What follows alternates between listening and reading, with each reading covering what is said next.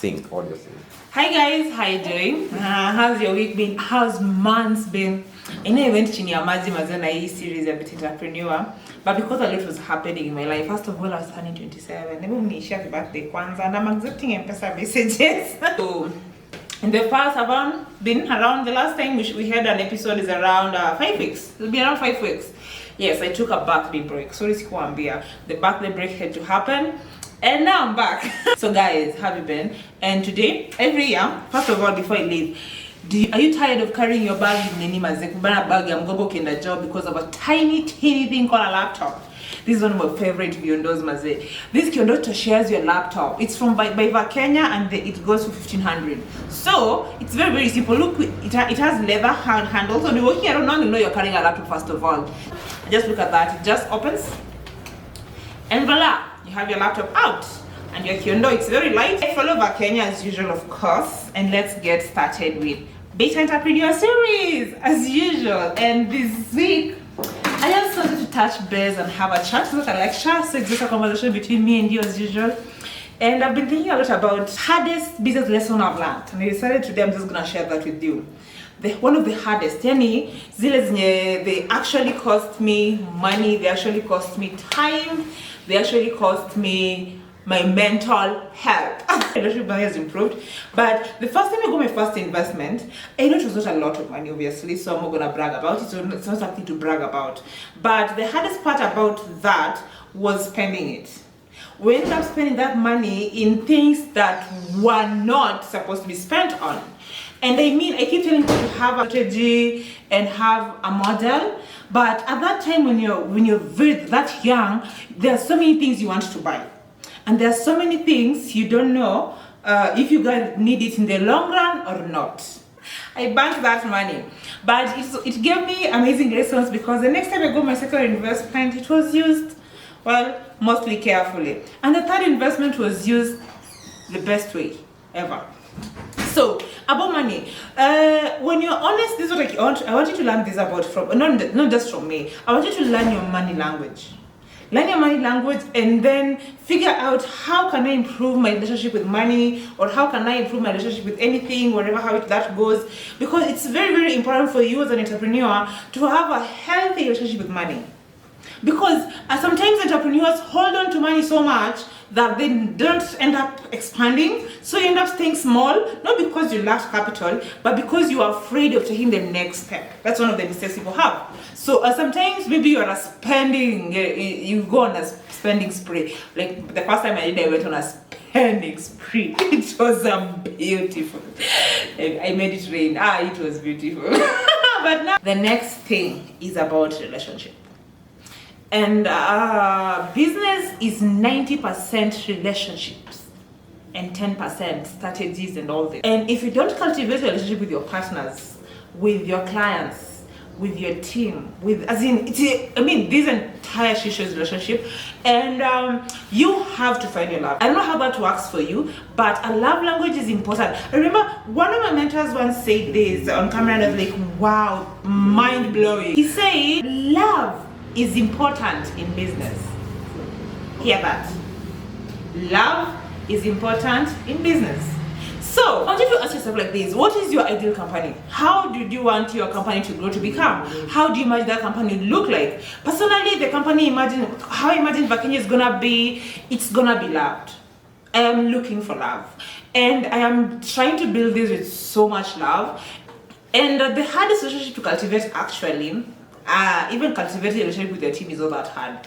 The hardest is because here it's a balance. It's a very simple relationship. It gets complex with time, but with your team that's not very hard. With partners, it's very hard because of the following reason: you don't have enough exposure with them. You don't have enough time engaging with them. You don't have enough time to make the relationship work. Usually because it happens over coffee, it happens over a short meeting, it happens over tiny things. So when things go south, they can really go south.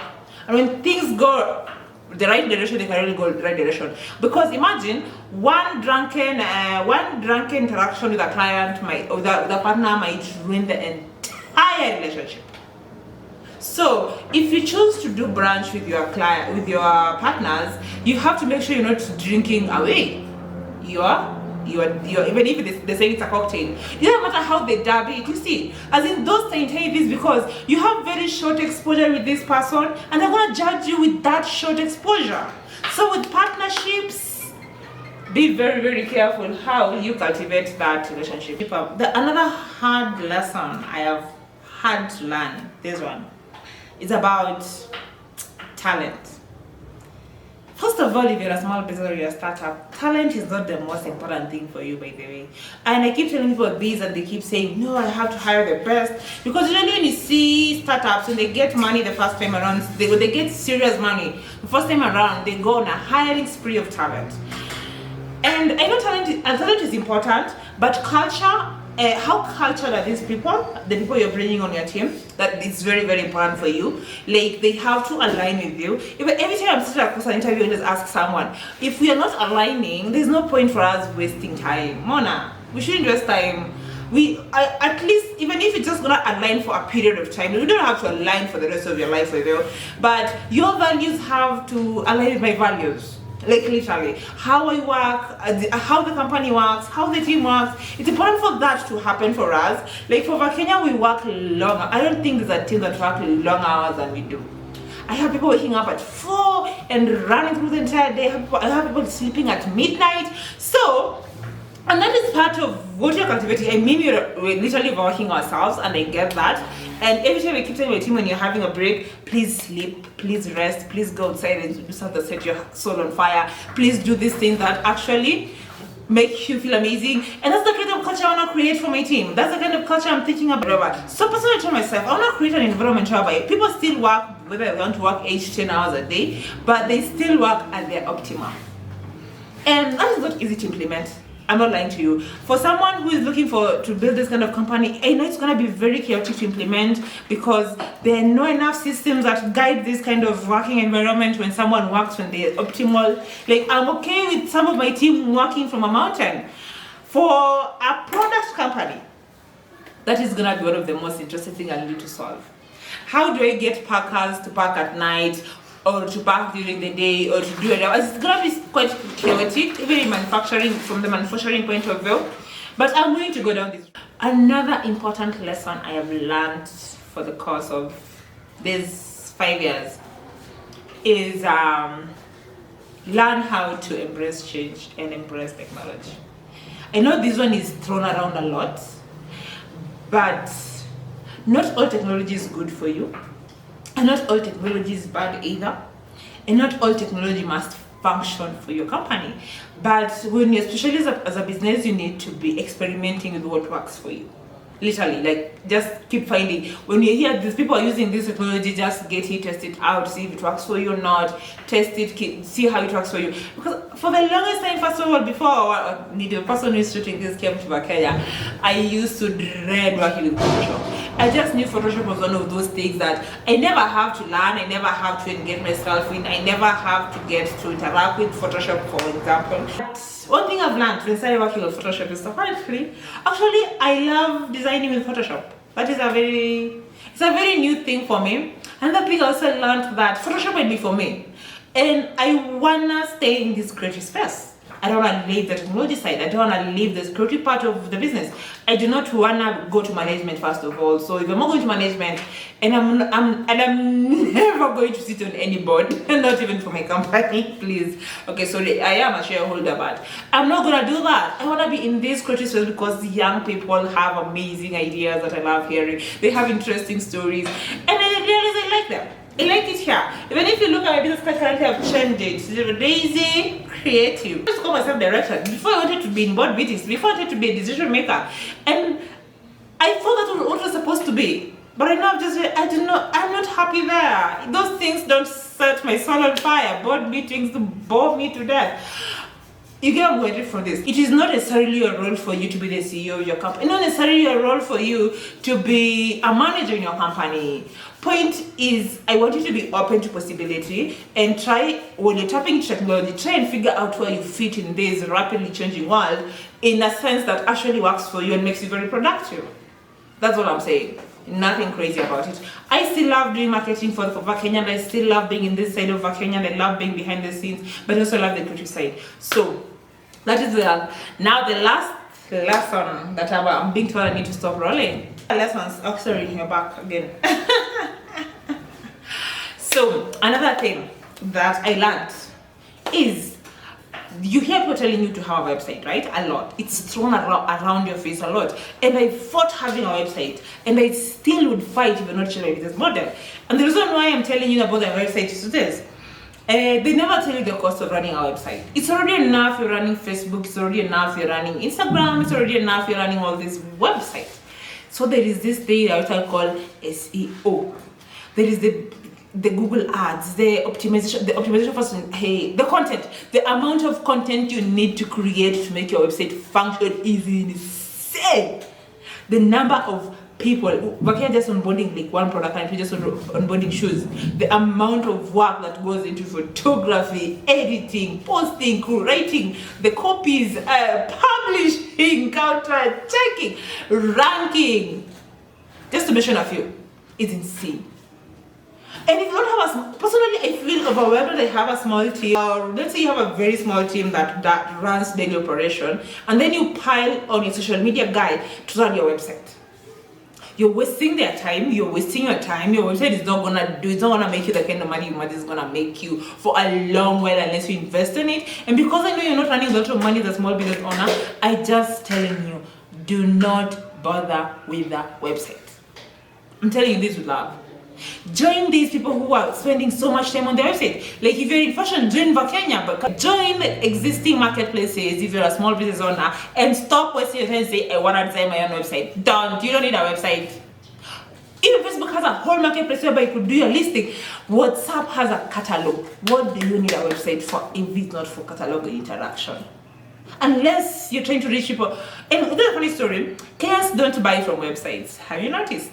Kenyans will come to your website and pick the number and text you. I want this. Send me photos. I am not lying to you. They are gonna do that over and over and over again. Unless you become a trusted platform. The conversion rate on the website is so low. So don't waste your time on our website, please. Please say. Or alternatively, if you really want to have a display, some sort of website, why don't you take it from third parties? Not necessarily listing on other people's platform, but the people who offer, people like Shopify, they offer you just a nice, it's well done, it's fully optimized, your work is very small. But do not start hosting your own websites, Maze. Don't do that. You're too small for this. And for me to do that, for me to even start running this website, I had to find someone to give me 20K. Moving on. What else should I touch base on? Oh, about lead and they will follow. That is underrated, but also overrated.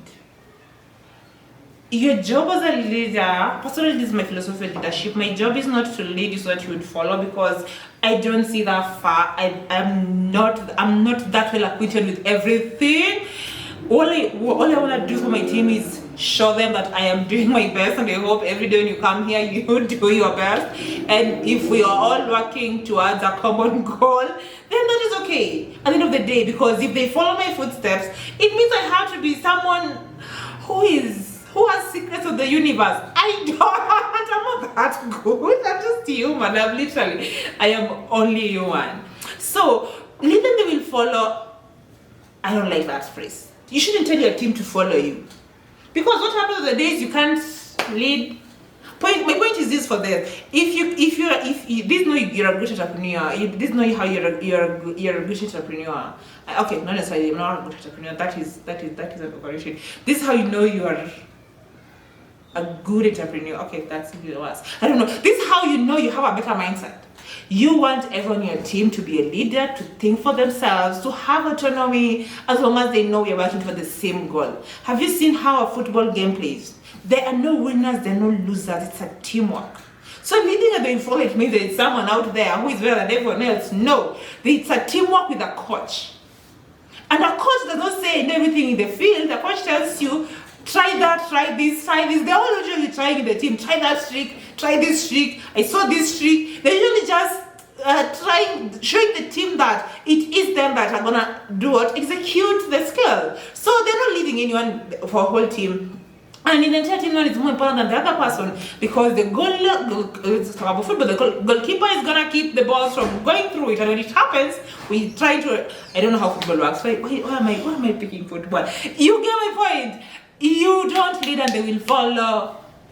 Okay, guys, thank you for watching. That's all for today. It's a girl. Beat her entrepreneur series, and I hope you enjoyed this conversation with me. I hope you got something out of this, or you didn't get anything out of this.